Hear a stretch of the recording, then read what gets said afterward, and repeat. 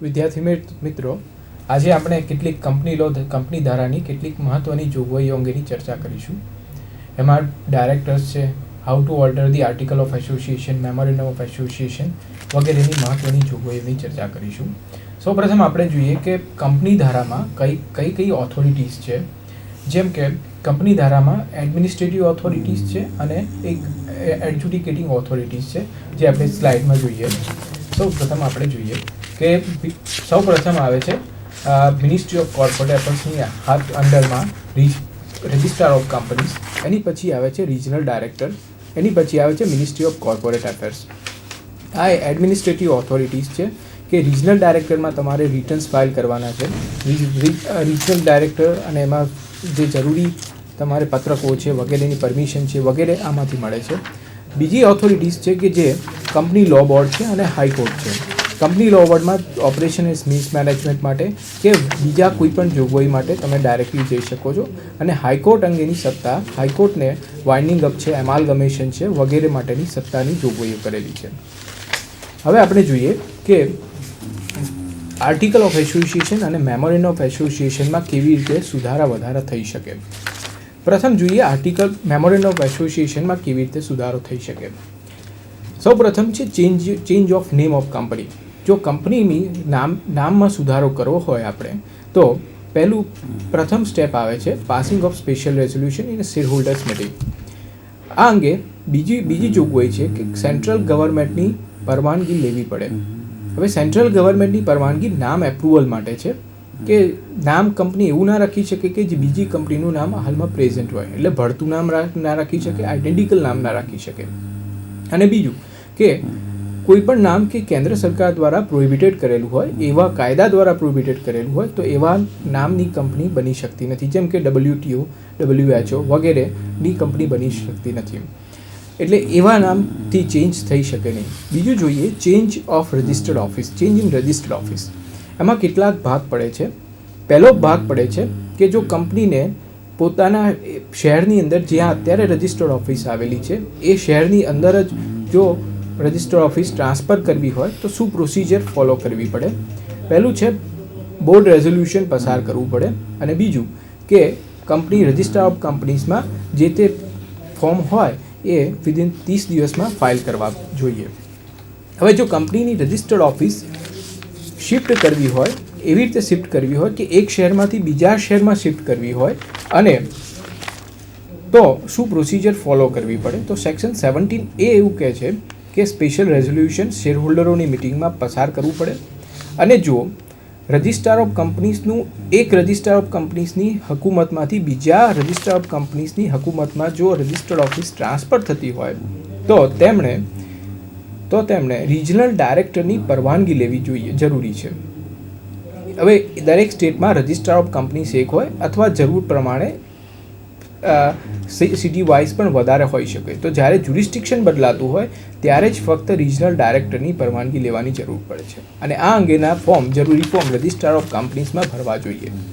હવે જોઈએ આપણે કે કંપનીની રજિસ્ટર્ડ ઓફિસ એક રાજ્યમાંથી બીજા રાજ્યમાં શિફ્ટ કરવી હોય તો શું પ્રોસિજર કરવી પડે. આ માટે જરૂરી છે કેટલાક મહત્ત્વની પ્રોવિઝન કે pass special resolution in A share holders meeting. હવે આ માટે કંપની લો બોર્ડની પરવાનગી લેવી આવશ્યક છે. એના માટેની પિટિશન કંપની લો બોર્ડમાં ફાઇલ કરવી પડે. હવે આ અંગેની જાણકારી, આ પિટિશનના નોટિસની જાણકારી રજિસ્ટ્રાર ઓફ કંપનીઝમાં આપવી પડે અને જે તે રાજ્યના ચીફ સેક્રેટરીને આ અંગેની જાણકારી નોટિસ આપવી પડે. કંપનીની અંદર જો શેર હોલ્ડર હોય, ડિબેન્ચર હોય, ક્રેડિટર્સ હોય તો એની સંમતિ પણ મેળવવી આવશ્યક છે. આ ઉપરાંત જરૂરી એડવર્ટાઇઝમેન્ટ કરવી છાપામાં વગેરે પ્રોવિઝન કંપની ધારામાં આપેલી છે. આ સિવાય જ્યારે કંપની લો બોર્ડની પરવાનગી મળી જાય, એક રાજ્યમાંથી બીજા રાજ્યમાં રજિસ્ટર્ડ ઓફિસ શિફ્ટ કરે, ત્યારે એ પછી કંપની રજિસ્ટ્રારની ઓફિસમાં એ જરૂરી પત્રકો ફાઇલ કરવાના રહે છે. હવે આપણે જોઈએ કે હેતુની કલમમાં ફેરફાર કરવો હોય તો શું પ્રોસિજર કરવી પડે. તો પહેલું છે શેર હોલ્ડરની મિટિંગમાં ઠરાવ પસાર કરવો પડે અને જરૂરી ફોર્મ્સ ROC રજિસ્ટર ઓફ કંપનીઝમાં ફાઇલ કરવા જોઈએ. કંપનીની જવાબદારીની કલમમાં ફેરફાર કોઈપણ સંજોગોમાં થઈ શકતો નથી. લેટ્સ ટેક વન એક્ઝામ્પલ કે ધારો કે કંપની લિમિટેડ બાય શેર્સ હોય, લિમિટેડ જેની જવાબદારી, જેના સભ્યોની જવાબદારી મર્યાદિત છે, તો એવી company limited clause, limited liability ક્લોઝની અંદર કોઈપણ સંજોગોમાં સુધારો કરી શકતી નથી. એટલે કે ક્યારે પણ કંપનીના મેમ્બર્સની જવાબદારી લિમિટેડ જ્યારે બનાવેલી હોય ત્યારે અનલિમિટેડ કરી શકતી નથી. એની પછી જોઈએ મૂડીની કલમમાં ફેરફાર, કેપિટલ ક્લોઝમાં ફેરફાર. તો કેપિટલ ક્લોઝમાં ફેરફાર કરતી વખતે કંપનીએ ઠરાવ પસાર કરવો પડે છે અને કંપની પોતાની સત્તાવાર મૂડી વધારી શકે છે, ઘટાડી શકે છે, એને કોન્સોલિડેટ કરી શકે છે, અથવા તો એને સબડિવાઇડ કરી શકે છે, અથવા તો એમાં ઘટાડો કરી શકે છે. હવે આ માટે એને રેઝોલ્યુશન સામાન્ય સભામાં ઠરાવ પસાર કરવા પડે છે. આ સિવાય રજિસ્ટર ઓફ કંપનીઝમાં જે તે ફોર્મ હોય એ ફાઇલ કરવા પડે છે. હવે એની પછી જોઈએ સબસ્ક્રિપ્શન ક્લોઝમાં ફેરફાર. તો સબસ્ક્રિપ્શન ક્લોઝ એટલે કે એવો ક્લોઝ કે જ્યારે મેમોરેન્ડમ પ્રમોટર્સે આર્ટિકલ અને મેમોરેન્ડમમાં પહેલાં પ્રથમ આદ્ય સ્થાપકો હોય એમણે પોતે બાંહેધરી આપી હોય કે અમે આટલા શેર ખરીદીશું. તો પ્રથમ મેમોરેન્ડમ અને આર્ટિકલ ઓફ એસોસિએશનમાં જે વ્યક્તિઓએ શેર સબસ્ક્રાઇબ કર્યા હોય અથવા તો પ્રમોટર તરીકે પોતાની સિગ્નેચર કરી હોય એ એકવાર રજિસ્ટર ઓફ કંપનીઝ પર ફાઇલ થઈ ગયા પછી કોઈપણ સંજોગોમાં પરત લઈ શકાતી નથી. હવે આપણે જોઈએ કે રજિસ્ટર્ડ ઓફિસ અને હેતુની કલમમાં ક્યારે ફેરફાર, કયા સંજોગોમાં ફેરફાર થઈ શકે.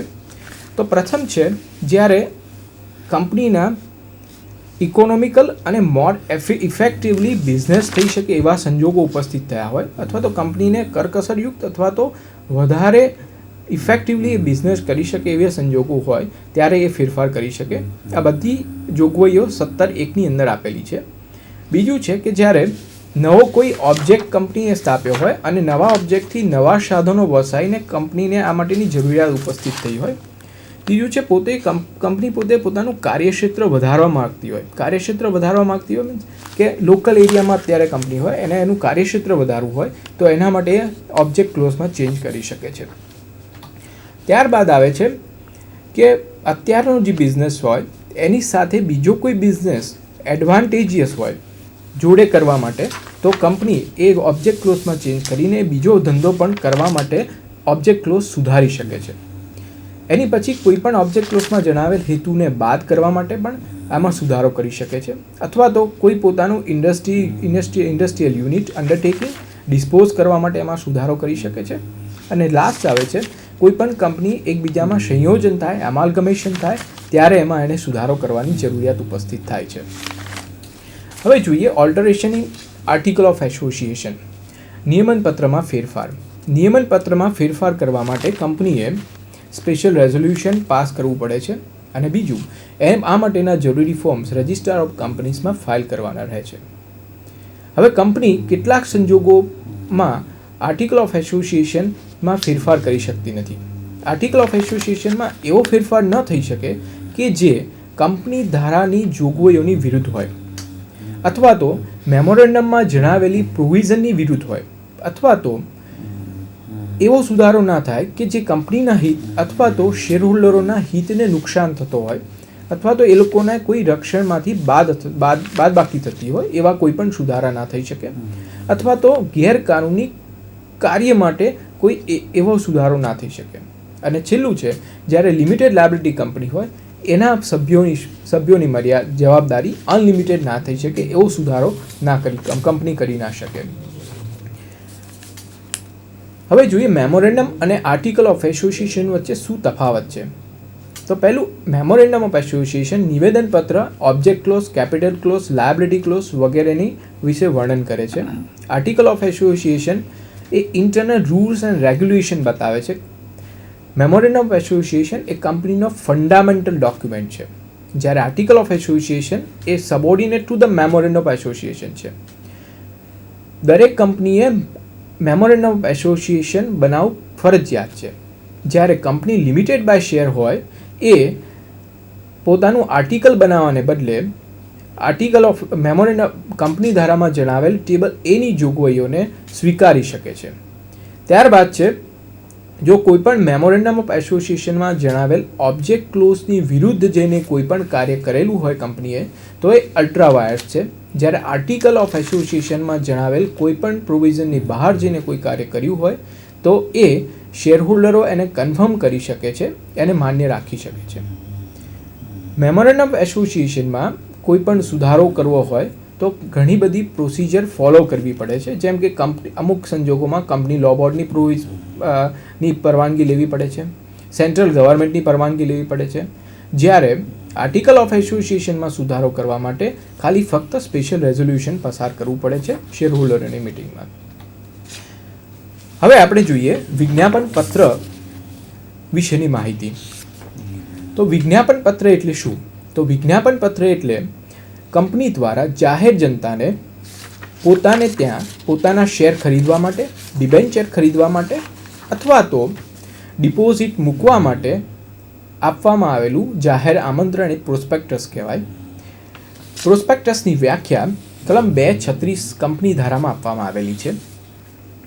હવે પ્રાઇવેટ કંપની જે હોય એ જાહેર જનતા પાસેથી શેર ભરપાઈ કરી શકતી નથી, થાપણો સ્વીકારી શકતી નથી કે ડિબેન્ચર ઇસ્યુ કરી શકતી નથી. માટે પ્રાઇવેટ કંપનીને પ્રોસ્પેક્ટસ બહાર પાડવાની જરૂરિયાત ઉપસ્થિત થતી નથી. વિજ્ઞાપન પત્ર જે છે એ દરેક જાહેર કંપનીએ બનાવવું ફરજિયાત છે, પણ જાહેર કંપની જો પોતાની શેર મૂડી જો ખાનગી રીતે ભેગી કરે, ખાનગી રીતે એટલે કે પ્રમોટર્સ આપે અથવા તો બેંક અથવા તો ફિનાન્શિયલ ઇન્સ્ટિટ્યૂટ પાસેથી ભેગી કરે તો એને જાહેર જનતા પાસે જવાની જરૂર નથી હોતી. માટે એ પ્રોસ્પેક્ટસ બહાર પાડવાને બદલે સ્ટેટમેન્ટ ઇન લ્યુ ઓફ પ્રોસ્પેક્ટસ તૈયાર કરી શકે છે. અને આવું સ્ટેટમેન્ટ ઇન લ્યુ ઓફ પ્રોસ્પેક્ટસ તૈયાર કર્યું હોય એને રજિસ્ટ્રાર ઓફ કંપનીઝમાં ફાઇલ કરવાનું રહે છે. હવે કંપની ધારામાં કેટલાક સુધારા કરીને નવી પ્રોવિઝન એડ કરવામાં આવી છે, જેમ કે સેલ પ્રોસ્પેક્ટસ. આ એવું પ્રોસ્પેક્ટસ છે કે જે કંપની, ફાઇનાન્શિયલ ઇન્સ્ટિટ્યુશન અથવા તો શિડ્યુલ બેંક કે જેનો ઓબ્જેક્ટ ફાઇનાન્સને રિલેટેડ હોય એવા માટે એપ્લિકેબલ થાય છે. એવી એન્ટિટી કે જે financial institution, public sector bank હોય એ લોકો વારે ઘડીએ પબ્લિક ઇસ્યુ આપીને પૈસા એકઠા કરતી હોય છે, ત્યારે દરેક વખતે એ લોકોને પ્રોસ્પેક્ટસ બનાવવાની જરૂરિયાત ના ઉપસ્થિત થાય એના માટેની આ પ્રોવિઝન છે. હવે જ્યારે પ્રોસ્પેક્ટસ સેલ્ફ પ્રોસ્પેક્ટસ કંપનીએ બનાવ્યું હોય ફાઇનાન્શિયલ ઇન્સ્ટિટ્યુશન અથવા તો બેંકે, ત્યારે એની વેલિડિટી પીરિયડ દરમિયાન એમણે કોઈ પણ ચેન્જ થાય તો એ ફક્ત ઇન્ફોર્મેશન મેમોરેન્ડમથી આપી શકે છે. સેલ્ફ પ્રોસ્પેક્ટસની ડેફિનેશન સેક્શન 60A એના એક્સપ્લેનેશન બીમાં આપવામાં આવેલી છે, જેના પ્રમાણે it defines that self prospectus means a prospectus issued by any financial institution or a bank for a one or more issue of the securities or class of securities specified in that prospectus. એટલે કે એક કરતાં વધારા issue માટે પણ self prospectus હોઈ શકે છે. હવે પ્રોસ્પેક્ટસમાં શું આવે, શું એની વિગતો આવે, જેટલી મહત્વની વિગતોની આપણે ચર્ચા કરીએ. પહેલું તે એનો મેઇન ઓબ્જેક્ટ કંપનીનો શું છે એની વિગતવાર માહિતી પ્રોસ્પેક્ટસમાં આપેલી હોય, વિજ્ઞાપન પત્રમાં આપેલી હોય છે. બીજું છે નેમ, એડ્રેસ અને ઓક્યુપેશન ઓફ ડાયરેક્ટર્સ અથવા તો મેનેજિંગ ડાયરેક્ટર અથવા બંનેના સરનામા, ઓક્યુપેશન, બિઝનેસ વગેરેની જાણકારી આપવામાં આવે છે. એની પછી જે ઇસ્યુ હોય એ કેટલા નંબર ઓફ શેર્સમાં ડિવાઈડ કરેલો છે, કેટલા ડિબેન્ચર હોય તો ડિબેન્ચર કેટલા ડિબેન્ચરમાં ઇસ્યુ કરેલું છે અથવા તો એના કેટલી સંખ્યા છે વગેરેની માહિતી આપવામાં આવે છે. એની પછીની મહત્ત્વની માહિતીમાં પર્ટિક્યુલર્સ ઓફ ડાયરેક્ટર્સ, સેક્રેટરીઝ અને જો ટ્રેઝરર હોય તો એના રેમ્યુનરેશન અંગેની માહિતી આપવામાં આવે છે. એની પછી આ પ્રોસ્પેક્ટસ છે એમાં કેટલી મિનિમમ સબસ્ક્રિપ્શન કેટલું હશે એની માહિતી આપવામાં આવે છે. કંપનીનો બિઝનેસ શું છે, એ કેટલા સમયથી બિઝનેસ કરે છે એની માહિતી આપવામાં આવે છે. ત્યારબાદ કંપનીએ પ્રિલિમિનરી એક્સપેન્સ કર્યો હોય અથવા તો એનો એસ્ટિમેટેડ કેટલો છે એની વિગતવાર માહિતી આપવામાં આવે છે. ત્યારબાદ એના નામ, સરનામા, ઓડિટર્સ, બેન્કર્સ, સોલિસિટર્સ વગેરેની માહિતી આપવામાં આવે છે. તદુપરાંત કંપનીના છેલ્લા 5 વર્ષના ફાઇનાન્શિયલ રિઝલ્ટ એ સમરાઇઝ કરેલા આપવામાં આવે છે. કંપનીએ કોઈ પ્રોફિટ કેપિટલાઇઝ કર્યો હોય તો એની વિગતો પણ આપવામાં આવે છે. હવે આપણે જોઈએ કે liabilities for misrepresentation, misstatement in the prospectus. Misstatement એટલે શું? તો મિસસ્ટેટમેન્ટ બે 3 ભાગમાં વહેંચી શકાય છે. મિસ સ્ટેટમેન્ટ એટલે ફોલ્સ સ્ટેટમેન્ટ, કે ખોટું નિવેદન કર્યું હોય કંપનીએ પ્રોસ્પેક્ટસ બહાર પાડતી વખતે, અથવા તો સાચું નિવેદન ન કર્યું હોય, અથવા તો કોઈ હકીકત એવી હોય કે કંપનીએ જણાવવી જોઈએ પણ એ જણાવી ના હોય. તો આ તમામ વસ્તુ એ મિસ સ્ટેટમેન્ટમાં આવે છે. અને મિસ સ્ટેટમેન્ટ માટે 2 પ્રકારની જવાબદારી ઉપસ્થિત થાય છે, એક દીવાની પ્રકારની અને એક ફોજદારી પ્રકારની. પ્રથમ આપણે જોઈએ દીવાની પ્રકારની જવાબદારી. દીવાની પ્રકારની જવાબદારીમાં પ્રથમ આવે છે કંપનીની સામે જવાબદારી. કંપનીને શું જવાબદાર, કંપની જવાબદાર કેવી રીતે બને છે? તો જ્યારે કોઈપણ વ્યક્તિએ પોતાના પૈસા કોઈપણ ઇસ્યુમાં મૂક્યા હોય ત્યારે એવો વિશ્વાસ રાખ્યો હોય કે કંપની જે કોઈ બિઝનેસ કરે છે એ સાચો હશે, અથવા તો પ્રોસ્પેક્ટસમાં જણાવેલી વિગતો પ્રમાણે બિઝનેસ કરતી હશે, અને પ્રોસ્પેક્ટસમાં જે જણાવ્યું છે એ પ્રમાણે એને વિચારીને એ વ્યક્તિ એમાં પૈસા મૂકે છે. એટલે prospectus is a main document કે એની પર વિશ્વાસ રાખીને પોતાના નાણાં એમાં ડિપોઝિટ તરીકે મૂકે છે અથવા તો શેરોમાં રોકાણ કરે છે. હવે જો પ્રોસ્પેક્ટસમાં ખોટું નિવેદન હોય તો એ પ્રોસ્પેક્ટ જ્યારે પણ કોઈ વ્યક્તિએ પૈસા રોક્યા હોય તો શેર એપ્લિકેશન મની હોય તો એનો એક એગ્રીમેન્ટ છે, it's one kind of agreement છે. તો આવો કરાર એ રદ કરી શકે છે. પહેલી સિવિલ લાયબિલિટીમાં આવે છે, આવો કરાર રદ થઈ શકે છે. બીજું છે, જ્યારે પણ કોઈ વ્યક્તિએ પૈસા નાણાં રોક્યા હોય અને નુકસાન થાય તો કંપની એના માટે ડેમેજીસ માટે જવાબદાર છે. એણે ક્લેમ આપ્યો હોય કંપનીને તો એ પૈસા આપવા જવાબદાર બને છે. બીજું આવે છે કે અગેન્સ્ટ ધી ડાયરેક્ટર, પ્રમોટર અને એક્સપર્ટ્સ, કે જે વ્યક્તિઓએ પ્રોસ્પેક્ટસમાં ખોટું નિવેદન કરેલું છે એ લોકોની જવાબદારી. તો જ્યારે કોઈ વ્યક્તિને નુકસાન થાય ત્યારે ડેમેજીસ માટે અને ડેમેજીસના કોમ્પન્સેશન માટે એમની જવાબદારી બને છે. હવે આપણે શેર કેપિટલ અને શેર વિશે કેટલીક માહિતી મેળવીએ. પ્રથમ છે નોમિનલ ઓથોરાઇઝ શેર કેપિટલ, એટલે કે કંપનીની સત્તાવાર મૂડી. સત્તાવાર મૂડી એટલે મેક્સિમમ જે શેર કંપની બહાર પાડી શકે એવી મૂડી, જેનાથી વધારે કંપની શેર બહાર પાડી શકતી નથી. બીજું આવે છે ઇશ્યુડ કેપિટલ. ઇશ્યુડ કેપિટલ એટલે સત્તાવાર મૂડીમાંથી કંપનીએ જેટલા શેર બહાર પાડ્યા હોય એને ઇશ્યુડ કેપિટલ કહેવાય.